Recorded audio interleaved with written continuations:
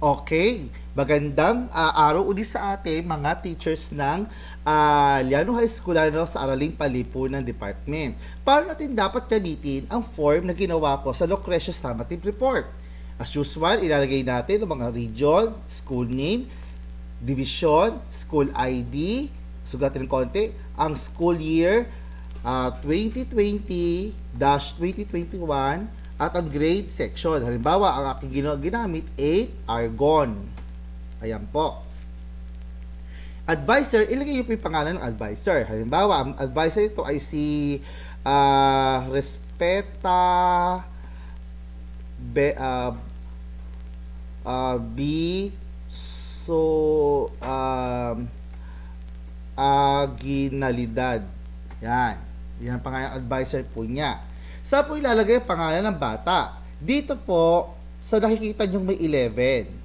Paano po yun? Puntahan ulit natin si summary of master list or the master list. Select ang lalaki, right click, copy. Nakita nyo po, copy. And then puntahan natin si summative report. Anong gagawin po? I-click nyo po itong may 11 dito, yung sa pagitan po ng male, sa ilalim ng male at saka sa kanan ng 1, right click, and then puntahan sa paste special at tandaan, paste special, wag pong paste. And then, wag po all, i-click po yung values. Click, yan po. Andiyan po lahat ng pangalan ng bata. No? Ito po, mamaya, buburay na lang po natin mamaya yan, yung mga sobra. Puntahan din natin to sa mababae, ilagay din natin.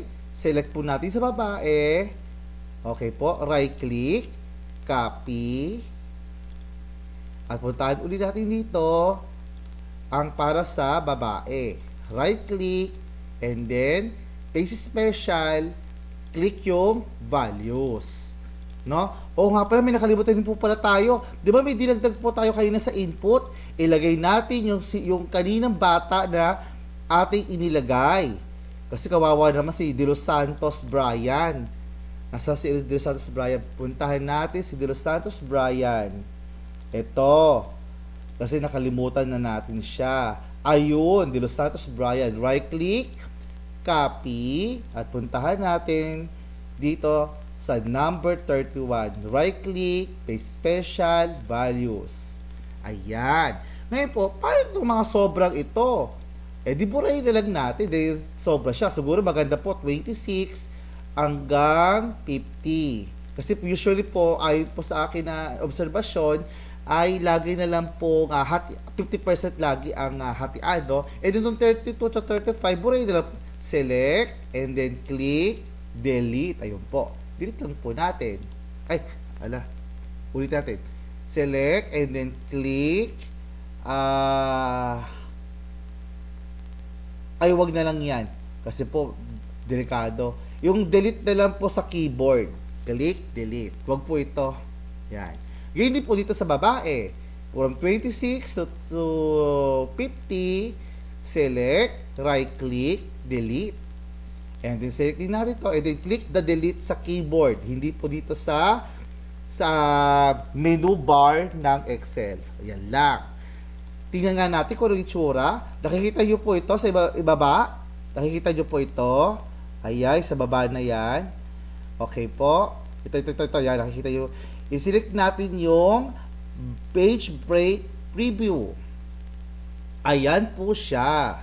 Makita nyo, may page 1, may page 2, may page 3, may page 4. Ano po ang ipiprint na po natin? Ito lang pong pinagsamang page 1 at 2 lamang. Hindi po kasama yung 3 at 4.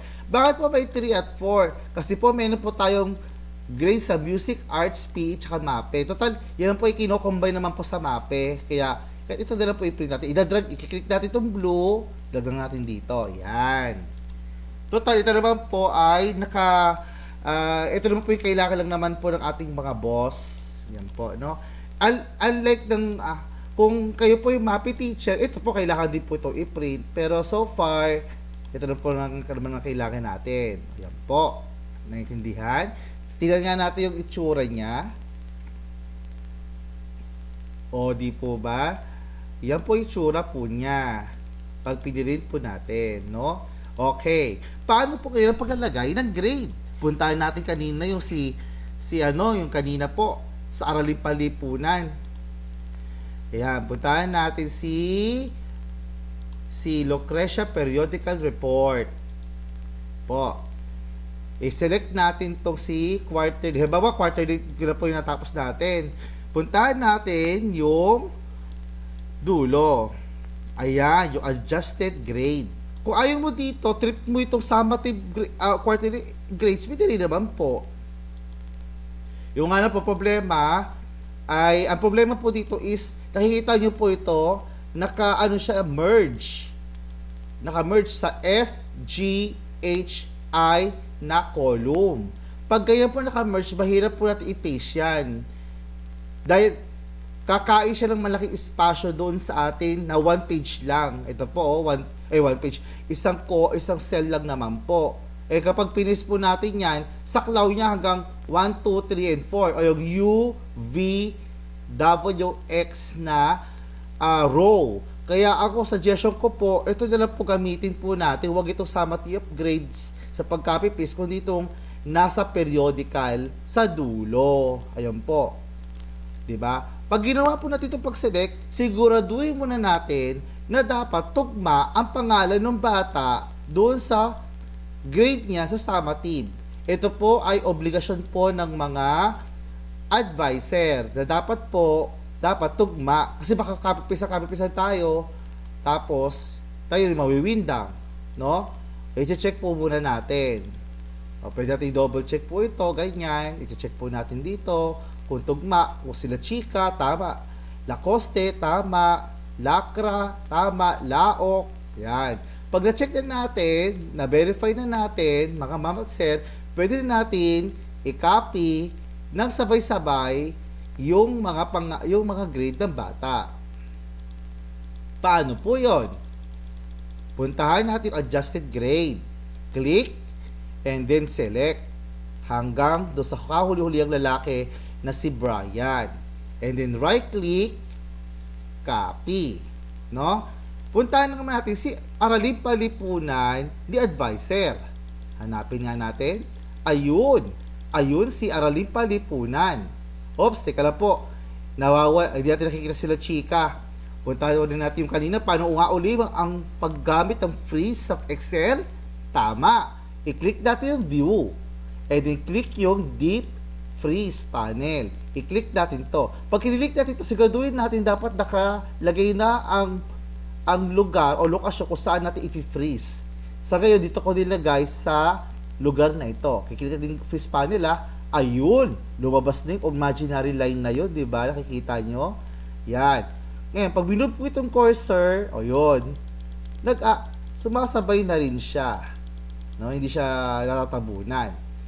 Dito ko ilalagay ang target ko na grade. Paano po yun? Puntahan ulit natin ito. Ayun, nakaselect na, no? Anong gagawin natin? Right-click, paste special. Huwag po ang paste or control V. Huwag po. Kundi paste special. Bakit po? Kasi po, ang maseselect niya ay yung formula dito sa periodical report. Ang kailangan naman natin yung value. Paano yun? Click ang paste special. Click value. Ayun po. Hindi po all. Value. Pag hindi po natin kinilik po yung value o lang nilagay natin, formula ni periodical report ang makokopya. At pag nakopya po yun at nabura na ito si periodical report, burado na rin po yung kanyang inaaninuhan. Kaya dapat values. And then, okay. Ayun na ang grade ng bata. Tingnan natin kung kumpleto. Ayun, hanggang kay Duro Santos. Gawin din natin yan sa babae. Baba tayo. Kay Ignacio, select natin, pababa, hanggang kay Tina. Right-click, copy, puntahan natin ang babae, ayun si Ignacio, sa number 1, Z37 cell, ayun, right-click, huwag pong paste, kundi paste special. Click values, hindi po values, and then, Okay, lalabas na ang grade sa isang pindutan lamang na hindi ka nag-iisa-isa, tinatype ito. Ngayon po, saan po makikita ang grade na yan? Lakihan lang natin yung ang ating screen. Ayan. Saan po makikita ang report na yan? Puntahan natin sa boys per name tsaka girls per name. Boys per name, tingnan nyo, ayun na kay La Chica James, doon na yung grade niya, 75. Automatic na rin po siya mag-general average. No? Ayun po. Ganyan din po sa girls. Tingnan natin sa girls kung meron na. Okay. Itaas lang natin kasi ito yung mga excess. Ayun, meron na. Si Beb Jason, 70. Ano na yung grade niya? Thea Javier, 71. Diba? Automatic na po. Hanggang sa makumpleto na po yung quarter 2, 3, 4 ng bata. At ito po ay automatic na magdidispose sa boys per name at girls per name. Sa ngayon, at ito na rin po ay ipiprint ng advisor at gugupitin na lang niya, ibibigay na rin niya sa mga magulang. Pwede po ito maitapon na ng magulang or at least hindi na po ginagawa yung traditional po na ibibigay pa po yung class, yung 4138 at gula-gula din na pag binigay na po sa atin. Kung meron po kayong tanong, huwag po kayo mahihiyang i-approach po ako para mapag-lingkuran ko kayo. Sana po wag lang po kayo magtatampo po sa akin kung sakali po magbigay po ako minsan ng medyo busy ako ng konti o aaray ako ng konti kasi minsan po marami din po akong hinaharap. Pero sa awat tulong ng Diyos, ang magagawa ko ay i-extend ko po ang may tutulong ko po sa inyo. Dahil niwala po ako na ang teacher tayo dapat ay nagtutulungan. Dahil kung dito yung tutulungan, tayo rin po mahihirapan. Tulungan po ang kayong susi upang tayo ay magtagumpay. Yun lamang po at maraming salamat sa inyo pong pakikinig sa aking presentation. Magandang gabi po sa ating lahat.